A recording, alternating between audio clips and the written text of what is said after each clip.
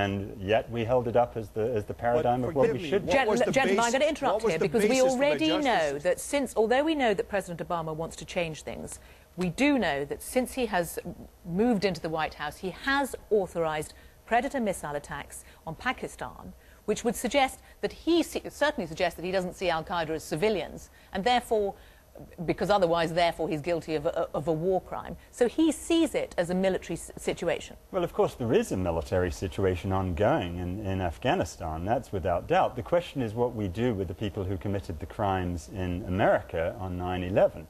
We cannot create a whole new system, throw out, jettison our entire legal system because of that.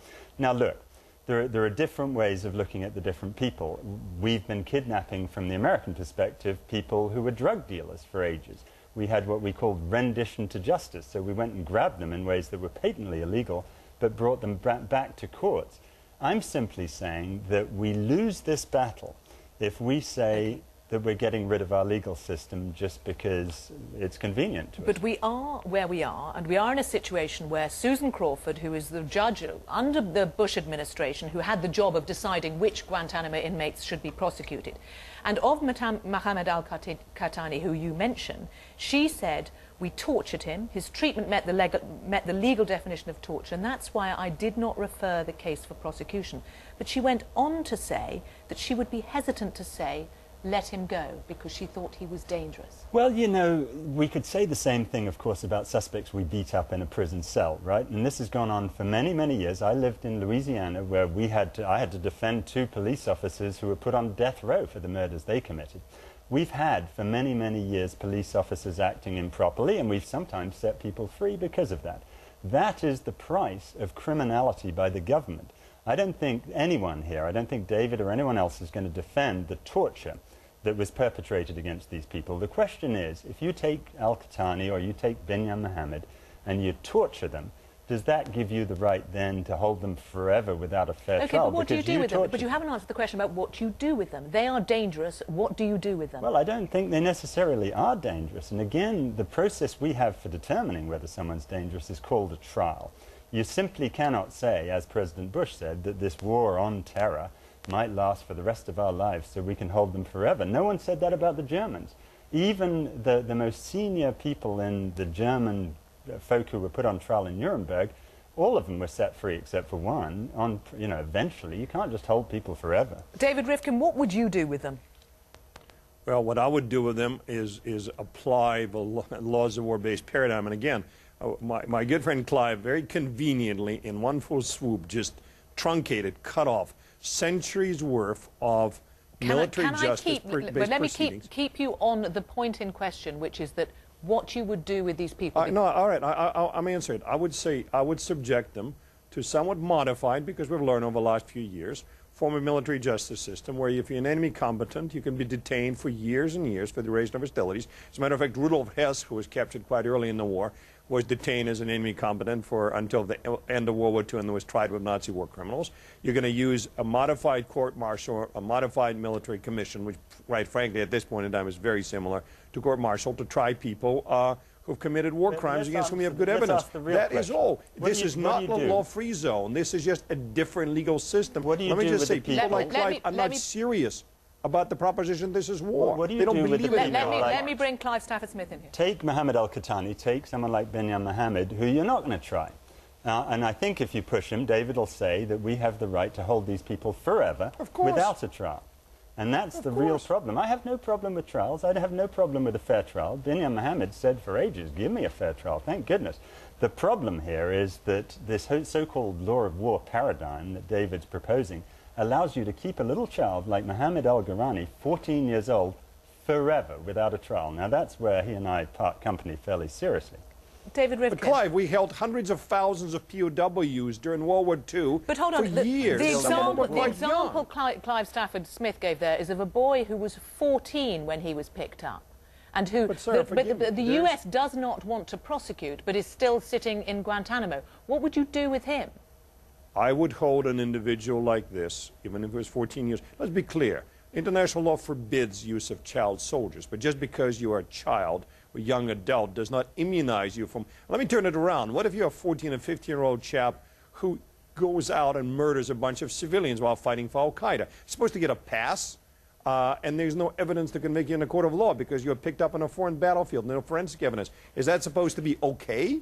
Well, you can't say he did it, can you, if you don't have any evidence? That's your problem. Well, but no, forgive me. You and I are both lawyers. It's a question of whether or not you have evidence that's admissible within the context of certain evidentiary rules. There is okay, no so let's not rule pretend that there's no evidence. Guantanamo or anywhere else that says you have to read your Miranda rights, all that nonsense. So what do you do? If you are in the position, and President Bush said, the problem is you've got a bunch of cold-blooded killers down there that if they ever get out, they're going to come and kill Americans. And I'd hate to be the person that made that decision. Well, that's a myth, isn't it? I mean, when you talk about Mohammed al-Ghurani, he was said by... Okay, but what about those that you accept might be dangerous or are dangerous? There are those who need to be put on trial, and they should get a trial, and they should be given a fair trial, and if convicted, they get the consequences. That's clear.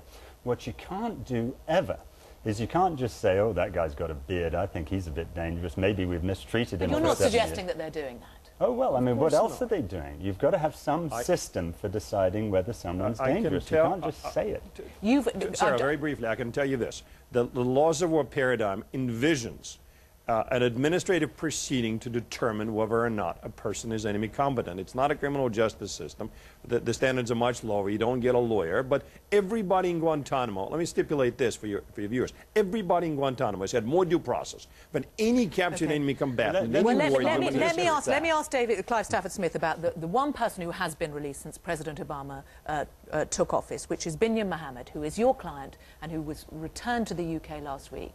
Now, you've seen him. He was in Guantanamo for years. You saw him in Guantanamo. He was on hunger strike for a long time. And he was, and it seems to be very well accepted now that he was tortured. Has it been admissions made about that? What condition is he in now? How is he? How is he mentally? How is he physically? Well, Binyam's case is a good illustration of the tragedy of this whole process. You know, physically he's alive, which, you know, we should all be grateful for, but mentally, I was walking through the English countryside with him, and he's having a very hard time. He was saying, I'm just not sure if this is true, or if someone's going to come along, take me back to Guantanamo, and this has all just been a little weekend out with my lawyer. And, you know, one thing we've just got to recognize is torture needs to be left in the Middle Ages where it belongs, because this guy is terribly, terribly damaged. The things that we did to him...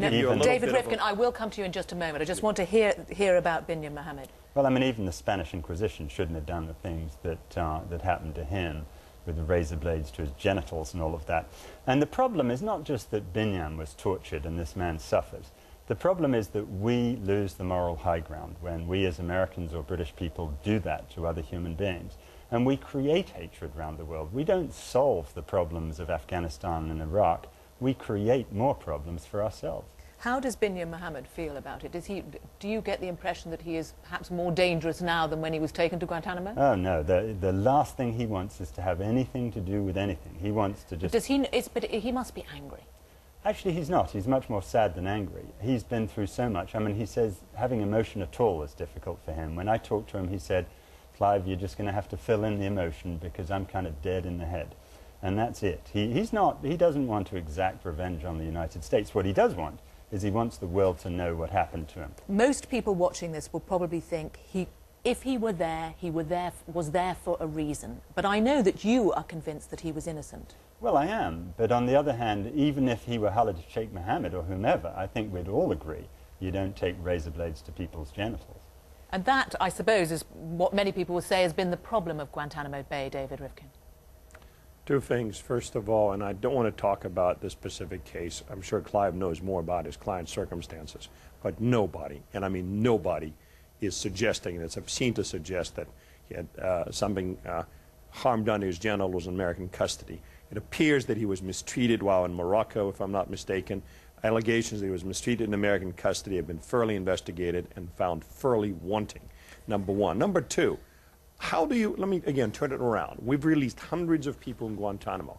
Dozens of them have gone back, rejoined Al-Qaeda, bragged about it, and killed civilians. But David how Rifkin, would Clive like to be the one, let me finish please, how would you like to explain this to the family of civilian hostages who were beheaded by one of the people? But David, the point I was going to make, David Rifkin, is the trouble is that because of what has happened under the Bush administration, not just with Guantanamo, but also at Abu Ghraib, people watching will think, why shouldn't we believe that American soldiers took razor blades to his genitals? Even if it wasn't in this case, it might have been in another case.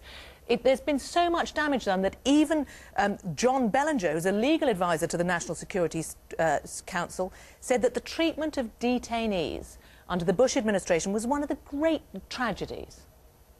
Sarah, I would say the following. In my own opinion, I'm speaking for myself.